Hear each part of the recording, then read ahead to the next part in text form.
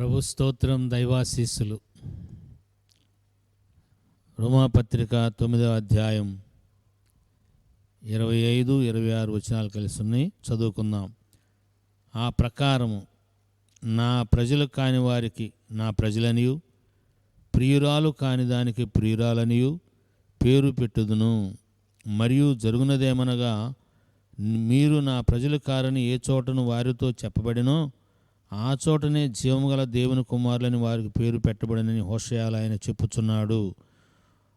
ప్రభు తన మాట మన కొరకు దీవించునుగాక. భక్త పౌలు గారు పాత నిబంధన ప్రవచనాలు కానీ లేఖనాలు కానీ అర్థమవునట్లుగా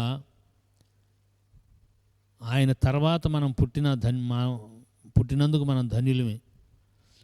ఆయనకంటే ముందు పుట్టుంటే ఏమయ్యేదో తెలిసేది కాదు, కానీ ఆయన తర్వాత పుట్టడం వల్ల మనం ధన్యులుగా దేవుడు ఆయన కృపను మన ఎళ్ళ కనపరిచాడు.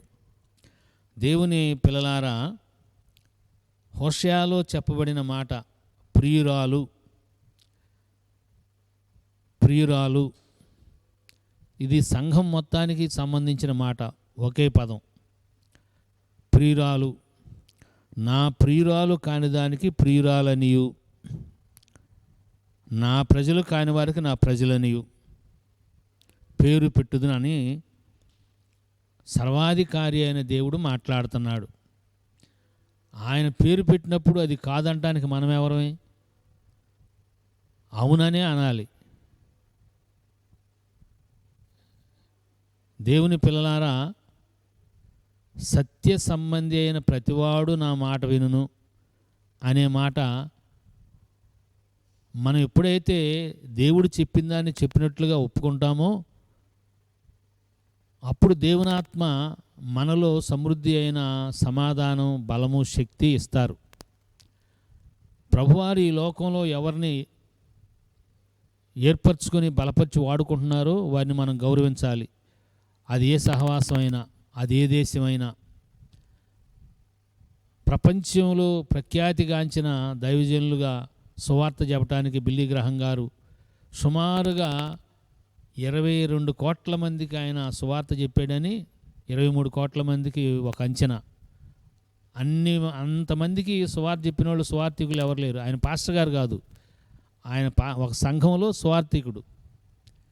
అంతమందికి సువార్త చెప్పారు.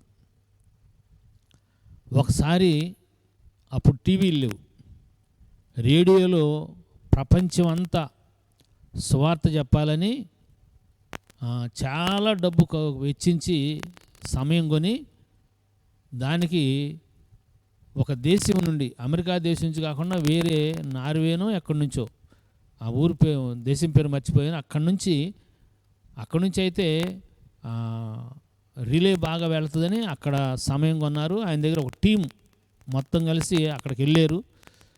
జస్ట్ అది 12 నిమిషాలు 15 నిమిషాలు మొత్తం అక్కడ ఏర్పాటు జరిగితే సక్సెస్ఫుల్గా స్వార్థ ప్రకటించబడింది. ఆ టీం అంతా వస్తే ఒక ఆయన రాలా.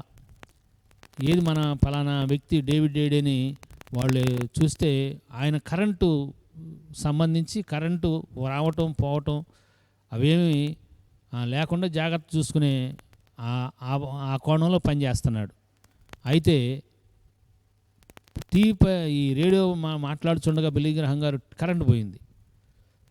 కరెంటు పోతే ఆయన ఏం చేశాడంటే ఏదో వైర్ ప్రాబ్లం వల్ల అది కట్ అవుతుంటే 2 వైర్లు ఆయనే పట్టుకుంటే ఆయనలోంచి కరెంటు ప్రవహించింది.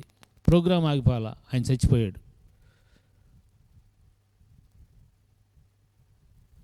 ప్రపంచంలో ప్రఖ్యాతిగాంచిన వారు ఉన్నారు అంటే దేవుడు ఏర్పరిచిన బిడ్డని అతను గణపరిచి సువార్త అభ్యంతరంగా జరగకుండా చచ్చిపోవడానికి ఇష్టపడ్డాడు, కానీ